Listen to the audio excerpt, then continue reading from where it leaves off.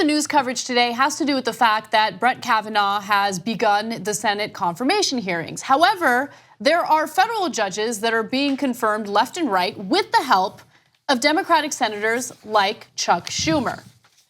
So just to be clear, Donald Trump has successfully nominated and confirmed as many as 60 federal judges, which is a complete and utter disaster. But again, there are Senate Democrats like Schumer who have actually brokered deals with senators like Mitch McConnell to help Trump achieve his goal of confirming as many federal judges as humanly possible. So according to Vox, Chuck Schumer reached an agreement late Tuesday with Senate Majority Leader Mitch McConnell to fast track the confirmations of 15 Trump-nominated judicial picks. According to Vox, a Senate Democratic aide tried to kind of downplay this by saying, oh, well, I mean, come on, these judges aren't really controversial, except they are. You think that Trump is gonna nominate fair federal judges who don't have conservative ideologies? Come on. So the Senate aide said that he emphasizes that Schumer's efforts enable Democrats to hit the campaign trail, giving red state Democrats a few extra days in their home states before coming back for Senator John McCain's memorial services, which just took place a couple days ago. So think about how pathetic that is, guys, that they're confirming Trump nominees without a fight because they want 2 or 3 extra days of campaigning in their states. Pathetic. Okay, and if it was just that, it would be already horrible enough. But the reality is, the main thing that they use that time for is fundraising. So they got to go talk to donors in that time. So they want to hurry up and give Trump what he wants so they can make calls to donors. Yep. It's just the grossest thing you've ever seen. It's so bad that even Brian Fallon, who worked for Hillary Clinton, was very proud of that, etc., says that this is bringing a buttered knife to a gunfight. He went on to say, it's hard to think of a more pathetic surrender heading into Kavanaugh hearings. Clintonites are saying it's a pathetic surrender. But what would you expect from Chuck Schumer?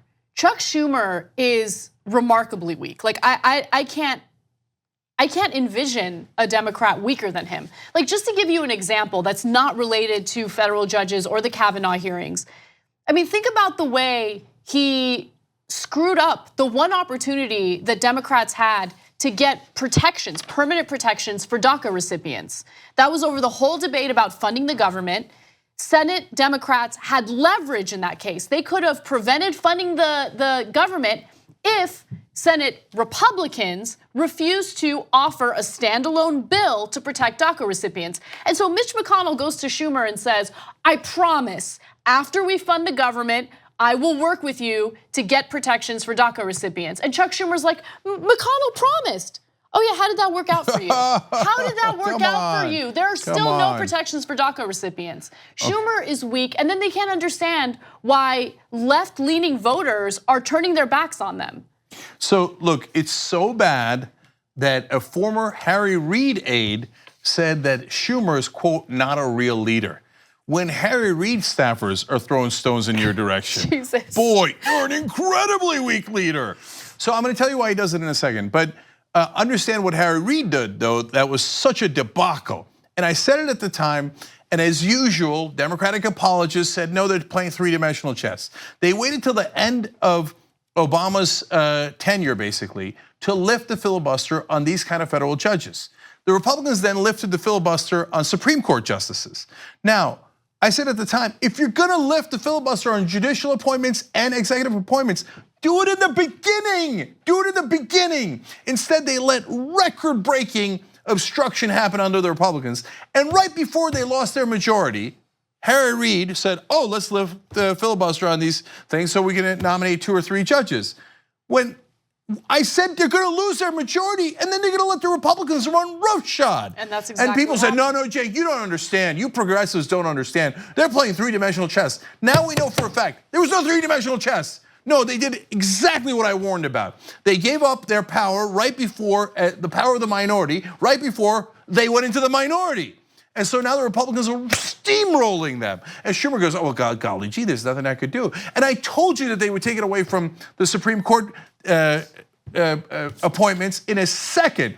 And incredibly foolish people who know nothing about current day politics said, oh, no. That's a bridge too far for Republicans. They won't take away the filibuster from Supreme Court nominees. They took it away immediately for Gorsuch. Come on, stop being so purposely stupid, because it's now insulting our intelligence. So why do they actually do things that they know are maniacally stupid and weak? Because, oh my God, we got to get the red state Democrats to win. So forget all the other Democrats, but there's a Democrat in Indiana and North Dakota and West Virginia, and they think it's a brilliant strategy to be Republican light. That's right. And so because of that, we're gonna cater everything to them. We're gonna say, hey, don't worry, Joe Manchin and Joe Donnelly get to say, oh yeah, they cleared the way for Trump nominees. But you just screwed over not only all the other Democrats, but your messaging overall. So what's driving victories today? It's voter turnout. It's not only weak and stupid, it's the wrong strategy. Even if all you cared about, like they think, oh, Schumer's like, oh, they don't understand. They know we have red state candidates in Missouri, and we're even worried about our seat in Florida, and Trump actually won those. We know that, you moron. Of course we know that. But what you don't know is you never set up our framing. Hey, this is why Democrats are right. This is why progressives are right, because you're so busy catering to Joe Manchin and Heidi Heitkamp and saying, oh, look, they get to brag that they gave Trump everything that he wanted. You fool, you're suppressing voter turnout in the whole country.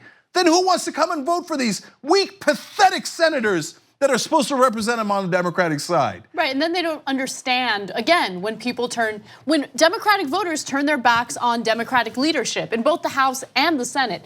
By the way, one other thing I want to quickly mention is, look, they've already tried this strategy back in 2014 when they lost control of, it was the House. Yeah, when they lost control of the House. You had a number of Democratic incumbents, Democratic candidates who decided, oh, I'm in a district that isn't as solidly blue as I would like, so I'm gonna run as a Republican-like, conservative-like candidate and see how that works out.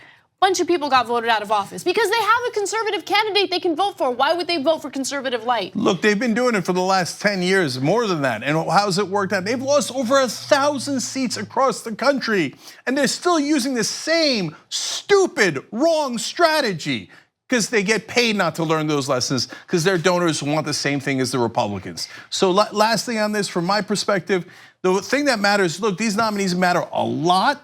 So far, Trump has gotten so many more confirmed than Obama did in the same period of time, and he goes around bragging about it and says, see, I'm strong. God damn it, why are you helping him like that? But secondarily, and even more important, is what are they gonna do with Kavanaugh? This gives you a sense of the surrender that they are already planning. And so if they think all the Republicans are gonna hold, they're immediately going to, quote unquote, release the Donnellys and the Manchins of the world, those red state Democrats, to vote with Kavanaugh, because they think that's a brilliant strategy to win in those races. So they're planning that surrender as we speak. Do you know what Kavanaugh is polling at? You know Trump's in the 30s, and the whole country hates him, but that apparently did not get into their heads. But in Indiana, he won in double digits. That was in 2016, and he was running against Hillary Clinton. I know you love her, but the rest of the country hates her. So, but you didn't learn that lesson. So they think, oh no, Trump must be really popular. I mean, he beat Hillary Clinton, and I love Hillary Clinton. Right? So no, he's not polling at those numbers in those states today. But Kavanaugh, is he popular? He's polling at 37%. I don't know if you guys still understand numbers, Democrats in Washington. 37% is a terrible, terrible number, especially where a person who's a Supreme Court nominee has not had attack ads against them, has not gotten any negatives against them, and is pretending to be nonpartisan. Usually there's a lot more respect for judges. Usually they poll way higher than politicians. He's at 37%. For God's sake, fight. For the first time in your life, fight. But likely, as usual, they will surrender. Then they'll say we didn't have a choice. Then they'll say, yay, we helped the red state Democrats be more like Republicans. Then they'll lose, and then they'll go, oh, golly gee, we should have gone more right wing. Yeah, I know, at the end of everything, that's usually their takeaway. We should have gone more right wing. And the final part will be like, golly, we really don't understand why progressives are upset. 2 easy ways to follow the Young Turks. One is hit the subscribe button down below. Then you're a TYT subscriber. And second is ring the bell. And when you do that on YouTube, you're notified of our videos.